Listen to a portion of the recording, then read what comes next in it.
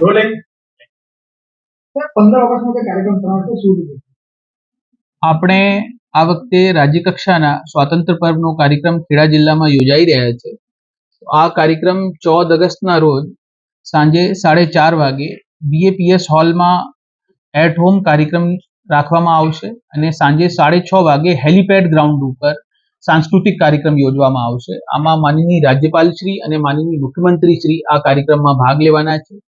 હું ખેડા જિલ્લાની પ્રજાથી એક નમ્ર અપીલ કરું છું કે બહોળી સંખ્યામાં આ કાર્યક્રમમાં જોડાય અને આપણા જિલ્લા માટે એક ખૂબ ગૌરવની વાત છે કે રાજ્ય કક્ષાનો પ્રોગ્રામ આપણી જિલ્લામાં યોજાઈ રહ્યા છે, તો આપણે આ પ્રોગ્રામમાં સહભાગી બનીએ.